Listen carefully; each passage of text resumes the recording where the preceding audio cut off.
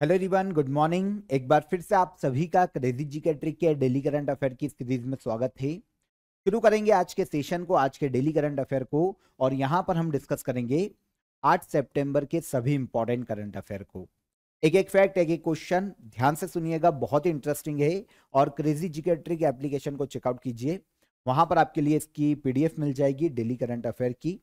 हम चलते हैं 8 सितंबर के पहले इंपॉर्टेंट क्वेश्चन पर। थाईलैंड का नया प्रधानमंत्री किसे नियुक्त किया गया? थाईलैंड की बात करें तो एक नॉर्थ ईस्ट एशियन कंट्री है। हाल ही में यहां पर पार्लियामेंट्री चुनाव हुए थे और थाईलैंड के नए पीएम के रूप में चुना गया है अनुतिन चार्नविराकुल को। यहां पर आप इमेज देख सकते हैं, अनुतिन चार्नविराकुल। ठीक है, तो ये नए पीएम के रूप में थाईलैंड में चुने गए। थाईलैंड में जो पार्लियामेंट्री इलेक्शन हुए थे उसमें चार्नविराकुल को 63% वोट मिले हैं। और इनके पहले अभी तक पीएम के रूप में पैतोनगन शिनावात्रा काम कर रहे थे, इनको रिप्लेस किया है चार्नविराकुल ने। ये थाईलैंड के नए पीएम। एक साउथ ईस्ट एशियन कंट्री है जिसकी कैपिटल है बैंकॉक। आई बात यहाँ की ऑफिशियल करेंसी है। अगर हम इसकी नेबर कंट्रीज की बात करें, बाउंड्रीज की बात करें, तो ये है हमारा नॉर्थ ईस्ट में एशियन देश थाईलैंड। इसके नेबर कंट्री में पूर्व में हमको देखने को मिलेगी कंबोडिया, लाओस, उत्तर में जाएंगे तो म्यांमार, और दक्षिण में जाएंगे तो ये एरिया है मलेशिया का। तो इस तरीके से मलेशिया, कंबोडिया, लाओस और म्यांमार ये अपनी बॉर्डर शेयर करते हैं थाईलैंड के साथ, जिसकी कैपिटल है Bangkok. Second question, general Upendra Dwivedi द्वारा लॉन्च की गई पुस्तक ऑपरेशन सिंदूर किसके द्वारा लिखी गई है? भारत ने पाकिस्तान के खिलाफ एक अटैक किया था 7 मई को, ठीक है, पहलगाम टेरर अटैक के बाद 2025 में, जिसको हमने ऑपरेशन सिंदूर का नाम दिया। इसी पर बेस्ड एक बुक लॉन्च की है वर्तमान के जो हमारे जनरल उपेंद्र द्विवेदी है उनके द्वारा। ये बुक लिखी है लेफ्टिनेंट जनरल KJS ढिल्लों ने। तो आंसर हो जाएगा आंसर बी। हालांकि ये रिटायर हो चुके हैं, ठीक है, लेफ्टिनेंट जनरल रह चुके हैं KJS ढिल्लों। तो ऑपरेशन सिंदूर के समय कैसे इंडियन आर्मी ने रिएक्ट किया, कैसे इंडियन आर्मी ने अपने टारगेट को अंजाम दिया, और ऑपरेशन सिंदूर के समय 7 मई की रात को जो हमने अटैक किया था पाकिस्तान के अलग अलग प्लेसेस पर, कैसे हमने वो सक्सेसफुली अटैक किया, इन सब के बारे में अपनी इस बुक में बताया है, ठीक है, राइटर ने। तो chief of the army staff के पद पर अभी जनरल उपेंद्र द्विवेदी है। इन्होंने operation Sindoor, the untold story of India's deep strike inside Pakistan, इस बुक को लॉन्च किया है। ऑपरेशन सिंदूर पर बेस्ड ये book retired lieutenant general KJS Dhillon के द्वारा लिखी गई है। तो राइटर भी याद रखिए, ये इंपॉर्टेंट है। ऑपरेशन सिंदूर के बारे में आप सभी ने सुन रखा है, आप सभी जानते हैं, ठीक है, पाकिस्तान के खिलाफ पहलगाम टेरर अटैक के बाद इंडियन आर्मी ने चलाया था। तो लेफ्टिनेंट जनरल KJS ढिल्लों की बुक है, ठीक है। यहां पर देखिए इनके अवार्ड्स मैंने आपको मेंशन किए, लेकिन अवार्ड्स पूछे नहीं जाएंगे, बुक से रिलेटेड क्योंकि इनका नाम आया है, इन्होंने लिखी है, तो आप डायरेक्ट इनका नाम याद कर लीजिए, ठीक है। केंद्रीय मंत्री मनसुख मांडविया ने 11वें एशियन एक्वाटिक्स चैंपियनशिप 2025 के लिए मैस्कॉट और लोगो दोनों लॉन्च किए हैं। इसका शुभंकर क्या है? तो 11th एशियन एक्वाटिक्स चैंपियनशिप 2025, इसका आयोजन 2025 में इंडिया में किया जा रहा है। हमारे जो केंद्रीय मंत्री हैं मनसुख मांडविया, इन्होंने हाल ही में इसका लोगो और मैस्कॉट दोनों लॉन्च किए। इसके मैस्कॉट को नाम दिया गया है जलवीर।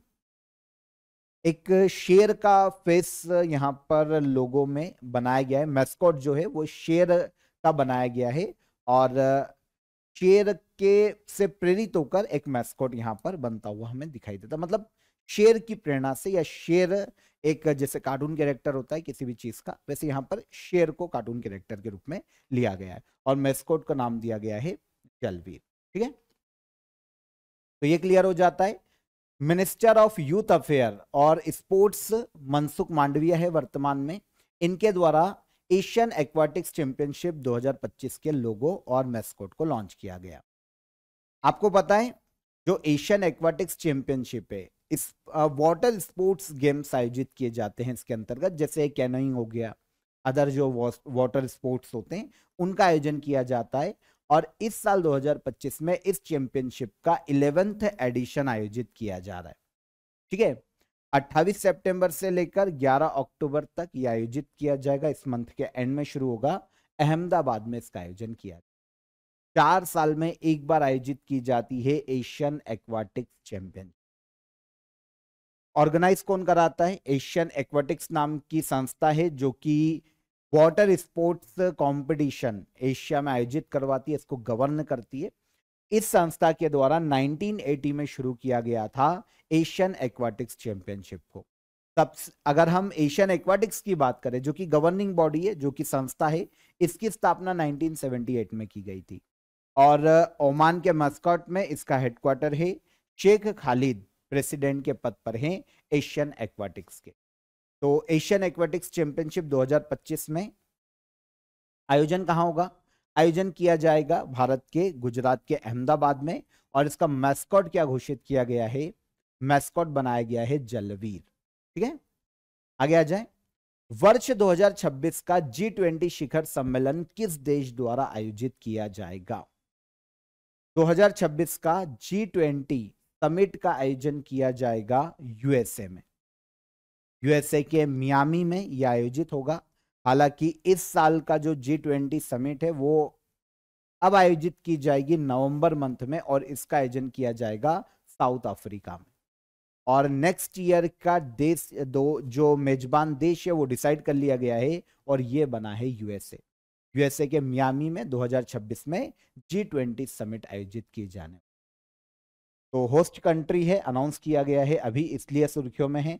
आपको पता होना चाहिए कि जो यूएसए के मियामी में आयोजित की जाएगी G20 की बैठक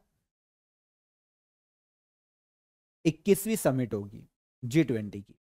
इस साल जो साउथ अफ्रीका के जोहान्सबर्ग में आयोजित की जा रही है नवंबर 2025 में, ये इसका 20वां एडिशन है G20 का।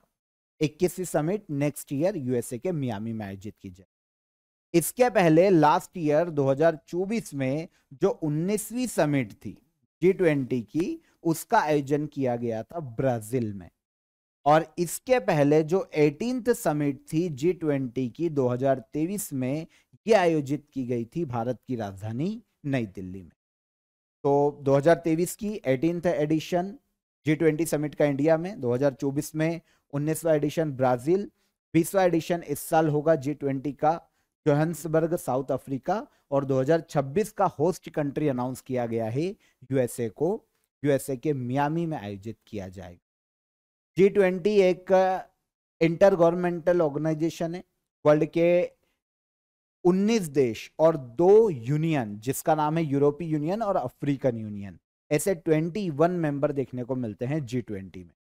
ओके, ये सभी आपस में मिलकर दुनिया के अलग अलग मुद्दों पर मिलकर चर्चा करते हैं, आज साथ मिलकर इकोनॉमी को बूस्ट करने के लिए, ग्लोबल वार्मिंग से लड़ने के लिए अपने एजेंडा को तय करते हैं।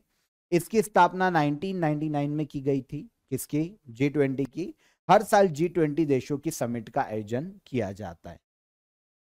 वर्तमान में सिरिल रामाफोसा प्रेसिडेंट है साउथ अफ्रीका के, यही चेयरमैन है, क्योंकि मेजबानी G20 की किसके पास है? South Africa. देखिए 1999 में G20 का गठन तो हो गया था, लेकिन इसकी जो पहली समिट हुई है ना, वो यूएसए में ही आयोजित की गई थी। वॉशिंगटन डीसी में 2008 में G20 की पहली समिट हुई थी। और लास्ट समिट जो हुई वो मैंने आपको बता दी, इस साल जो होगी वो भी बता दी, और इंडिया में आयोजित की गई थी 2023 में। तो ये तीनों याद रखिएगा, 2023, 24, 25 और 26 जो होगी यूएसए में मियामी में आयोजित की जाएगी। ओके, यहाँ पर देखिए एक इंटरेस्टिंग, मैं आपको एक अपडेट दे देता हूँ। अभी तक मैं आपको offer of the day they रहा था, यहाँ पर मैं आपके लिए एक नई चीज लेकर आया हूँ आप सभी के लिए। यहाँ पर क्रेजी जीके ट्रिक ने इंट्रोड्यूस किया है एआई कोर्स को। देखिए आप सभी को पता है आगे आने वाला जो टाइम है वो स्किल का है, वो टेक्नोलॉजी का है। तो आप में से काफी स्टूडेंट ऐसे होंगे जो कि एआई सीखना चाहते होंगे, क्योंकि देखिए आगे आने वाला टाइम जो है वो आर्टिफिशियल इंटेलिजेंस का है। हर फील्ड में इसका यूज किया जा रहा है। तो अगर आप एआई कोर्सेज ज्वाइन करना चाहते हैं तो 21 सितंबर को एक वेबिनार आयोजित किया जा रहा है क्रेजी जीके ट्रिक के द्वारा। आप में से जो भी स्टूडेंट इंटरेस्टेड हो, जो भी एआई कोर्सेज सीखना चाहते हैं, ज्वाइन करना चाहते हैं एआई को, एआई कोर्सेज को, वो अपना रजिस्ट्रेशन करवा सकते हैं। यहाँ पर हेल्पलाइन नंबर है आपके लिए, आप रजिस्ट्रेशन करवा लीजिए। वेबिनार में आप ज्वाइन हो सकते हैं 21 सितंबर को। उसमें आपको एआई कहाँ कहाँ आपको जरूरत पड़ेगी, एआई के क्या आपको बेनिफिट है इन फ्यूचर, और आप कैसे अपने करियर में एआई का यूज कर सकते हैं, इनके बारे में आपको प्रॉपर इंफॉर्मेशन दी जाएगी। तो रजिस्ट्रेशन करवाइए। डिस्क्रिप्शन में आपको हेल्पलाइन नंबर है, यहाँ पर भी आप देख लीजिए। इस पर आप डायरेक्ट कॉल कीजिए, हमारी सपोर्ट टीम से बात कीजिए, और 21 सितंबर को जो वेबिनार होगा उसमें आप रजिस्ट्रेशन करवा सकते हैं। ओके, तो ज्वाइन कीजिए। इन फ्यूचर बहुत ही अच्छी अपॉर्चुनिटी आप सभी के लिए। तब तक हम चलते हैं अगले क्वेश्चन पर। लिवाइस ने अपना ग्लोबल ब्रांड एम्बेसडर किसे नियुक्त किया है? लिवाइस जो कि एक डेनिम ब्रांड है, बहुत ही फेमस क्लोथिंग ब्रांड है, इसने अपना ग्लोबल ब्रांड एम्बेसडर बनाया है फिल्म अभिनेत्री आलिया भट्ट को। आलिया भट्ट अब लिवाइस के प्रोडक्ट को प्रमोट करती हुई दिखाई देगी। इसके पहले आलिया भट्ट को लॉरियल पेरिस और गुची नाम के जो ब्रांड है, उन्होंने भी अपना ब्रांड एम्बेसडर बनाया था, और अब अपना ग्लोबल ब्रांड एम्बेसडर बनाए हैं आलिया भट्ट को लिवाइस ने। दुनिया का सबसे पुराना और एक फेमस डेनिम ब्रांड है, यूएसए बेस्ड।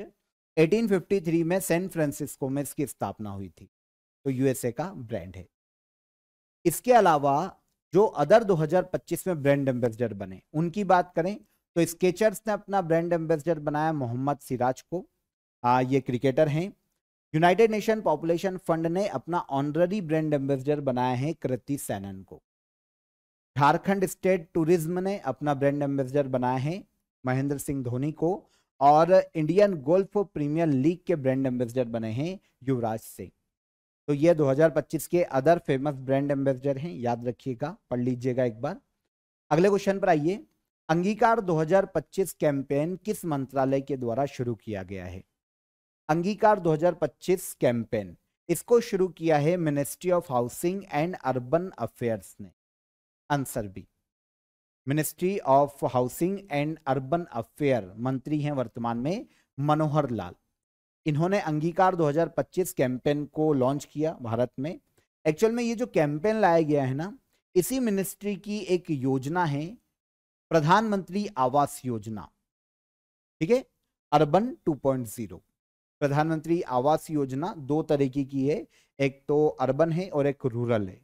तो इसमें प्रधानमंत्री आवास योजना अर्बन की बात की जा रही है 2.0 की। तो इसके प्रति अवेयरनेस फैलाने के लिए ग्रामीण क्षेत्रों में स्पेशली एक अर्बन सेक्टर में भी काम करती है एक योजना, और एक रूरल सेक्टर में भी काम करती है, तो दोनों को याद रखिएगा। तो अर्बन सेक्टर में अवेयरनेस फैलाने के लिए इसे लाया गया है, नई दिल्ली में इसकी शुरुआत की गई।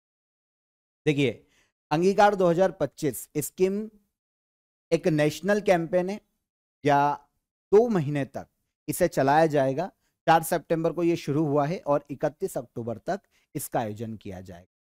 इसके तहत भारत में जो 5000 प्लस अर्बन लोकल बॉडीज है उनको कवर किया जाएगा, ताकि उन क्षेत्रों में जो एप्लीकेशन आई है घरों के लिए उनका वेरिफिकेशन किया जा सके, और हाउसेस जो हैं प्रधानमंत्री योजना के तहत, प्रधानमंत्री आवास योजना के तहत उन्हें जल्दी से जल्दी वितरित किया जा सके। जो भी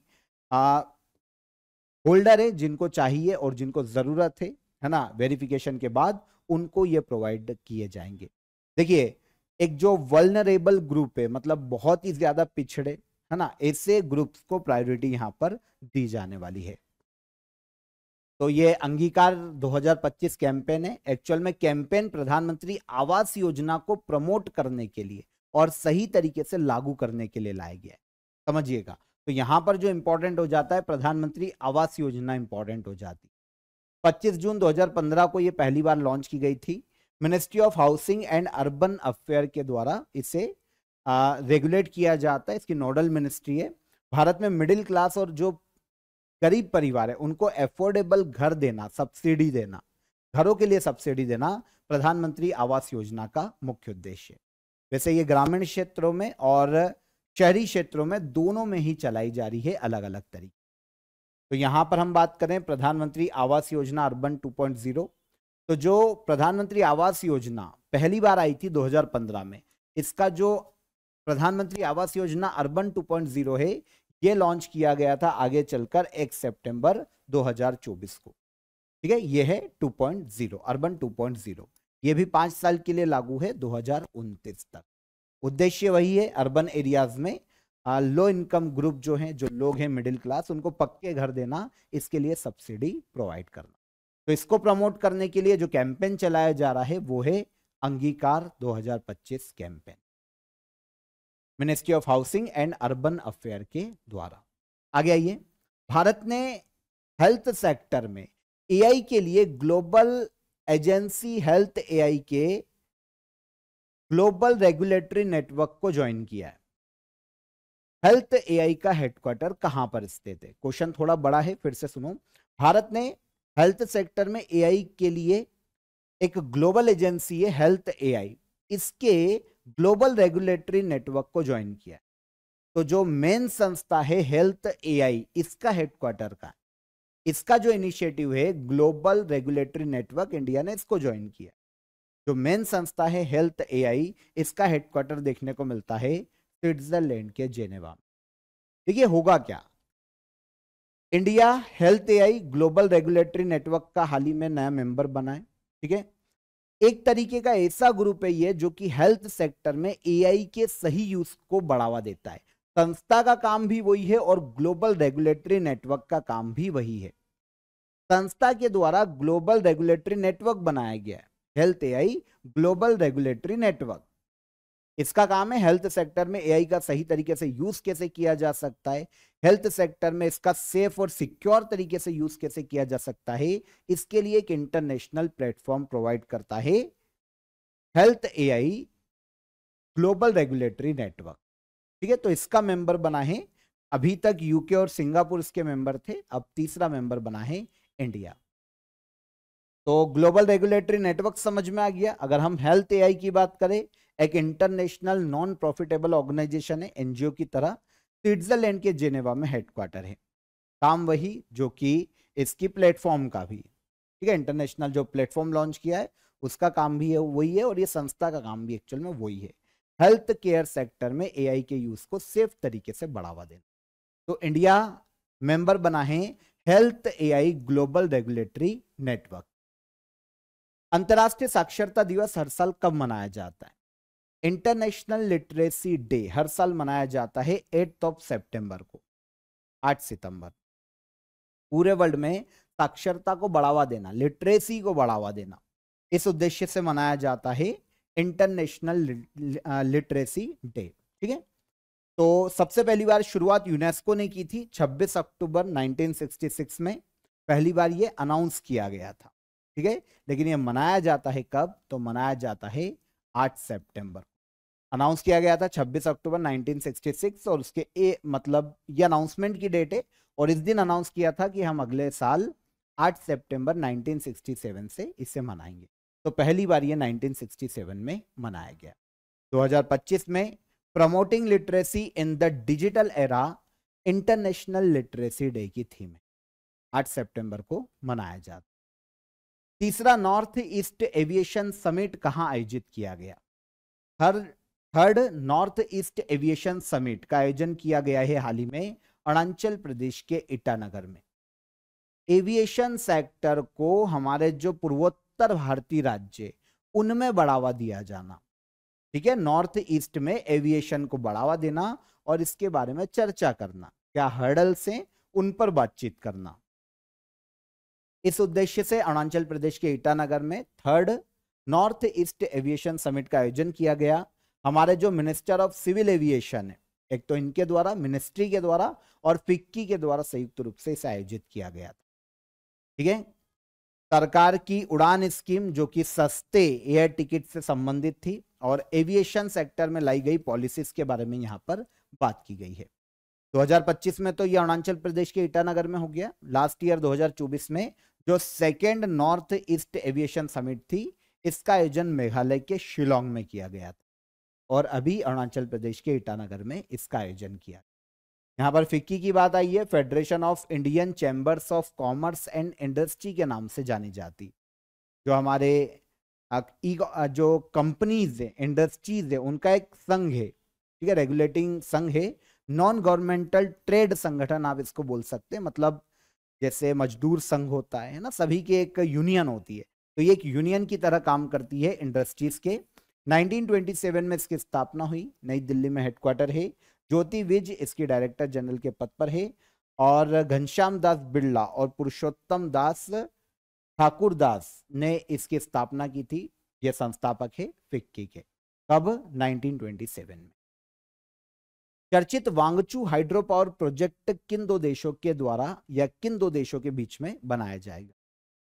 वांगचू हाइड्रो पावर प्रोजेक्ट, इसे बनाया जा रहा है भूटान में, और ये लाभान्वित है इंडिया और भूटान के मध्य में। Wangchu hydro power project India के अडानी पावर और भूटान की ट्रुक ग्रीन पावर कॉरपोरेशन, इनके मध्य में एक समझौता हुआ है, एक एग्रीमेंट हुआ है वांगचू हाइड्रो पावर प्रोजेक्ट को लेकर।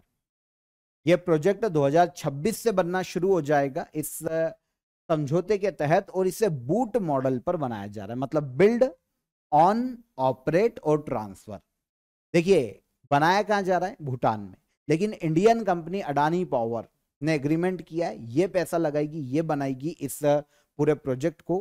पहले जब बिल्ड किया जा रहा है तो अडानी पावर बिल्ड कर रही है, फिर ये ऑन करेगी, ऑनर रहेगी कुछ समय तक, जैसी भी डील हुई होगी, ऑपरेट करेगी तब तक, और फिर एक समय के बाद ये ट्रांसफर कर दी जाएगी जापान की ड्रुक ग्रीन पावर कॉरपोरेशन।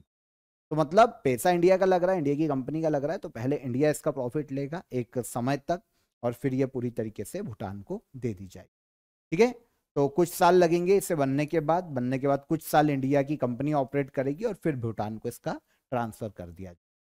तो ये वांगचू हाइड्रो पावर प्रोजेक्ट है, इंडिया और भूटान के मध्य में लाभान्वित।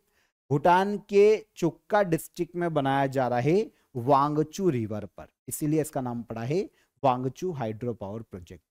इसकी टोटल कैपेसिटी होगी 570 मेगावाट, और इसे बनाने में टोटल लागत आएगी 6000 करोड़ रुपए, जो कि इंडिया की कंपनी इन्वेस्ट करेगी।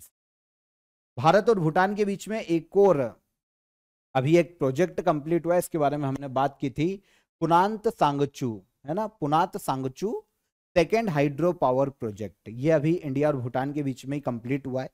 भूटान में ये एक पुनात सांगचू नाम की रिवर है, जो कि ब्रह्मपुत्र की ट्रिब्यूटरी है, इस पे बनाया गया, और इसकी टोटल विद्युत उत्पादन क्षमता 1020 मेगावाट है, और 3777 करोड़ रुपए इसकी टोटल लागत है। ये योजना भी है तो भूटान में, लेकिन इंडिया का पैसा लगाए तो इंडिया और भूटान के मध्य में लाभान्वित पुनात सांगचू सेकेंड हाइड्रो पावर प्रोजेक्ट ये कंप्लीट हो चुका है, और अब जो एग्रीमेंट हुआ है वो वांगचू हाइड्रो पावर प्रोजेक्ट के लिए हुआ है, ये भी इंडिया और भूटान के मध्य में लाभान्वित। ठीक है, तो 8 सितंबर के सभी करंट अफेयर यहां पर हमारे क्लियर हो जाते हैं, डिस्कस किए हमने डिटेल में। अब हमारे क्वेश्चन ऑफ द डे के हम आंसर देख लें। The Chola tigers the Avengers of Somnath नामक बुक हाल ही में लॉन्च की गई, बुक को किसके द्वारा लिखा गया है? तो इसे लिखा है अमिश त्रिपाठी ने। रॉयल भूटान बौद्ध मंदिर का इनॉग्रेशन कहां किया गया? तो यह बिहार के राजगीर में किया गया। बॉम्बे हाईकोर्ट के नए मुख्य न्यायाधीश के रूप में किसे नियुक्त किया गया? श्री चंद्रशेखर अपॉइंट किए गए। मलक्का स्ट्रेट किन दो देशों के बीच में स्थित है? तो यह स्थित है मलेशिया और इंडोनेशिया के मध्य में। भारत की पहली स्वदेशी पानी में घुलनशील उर्वरक तकनीक किसके द्वारा विकसित की गई? तो सोल्युएबल फर्टिलाइजर इंडस्ट्री एसोसिएशन के द्वारा इसे विकसित किया गया। हाल ही में किस देश ने फेसबुक, एक्स, इंस्टाग्राम, यूट्यूब जैसे 26 सोशल मीडिया प्लेटफॉर्म को बैन किया है? तो यह हो जाएगा नेपाल। बीमा विस्तार योजना किसके द्वारा शुरू की गई? तो इसे एडई के द्वारा शुरू किया गया है। एनएचपीसी का नया चेयरमैन और एमडी किसे नियुक्त किया गया? तो यह अपॉइंट किए गए भूपेंद्र गुप्ता। समीथा का उद्घाटन डॉक्टर एस जयशंकर के द्वारा किया गया, समीथा कॉन्फ्रेंस का। इसका आयोजन कहां किया गया? तो आयोजन किया गया नई दिल्ली में। इन्वायरमेंट ऑडिट करने के लिए भारत सरकार द्वारा इन्वायरमेंट ऑडिटर्स की नियुक्ति किस अधिनियम के तहत की जाएगी? तो यह की जाएगी इन्वायरमेंट प्रोटेक्शन एक्ट 1986 के तहत। ये सारे करंट अफेयर कल के सेशन में हमने डिस्कस किए थे, रिवाइज हो गए हमारे। क्वेश्चन ऑफ द डे का आंसर देख लेते हैं। कच्छातीवु द्वीप भारत और किस देश के मध्य में है? विवादित है। तो ये इंडिया और श्रीलंका के मध्य में विवादित है। हॉर्नबिल फेस्टिवल भारत के पूर्वोत्तर में नागालैंड में मनाया जाता है।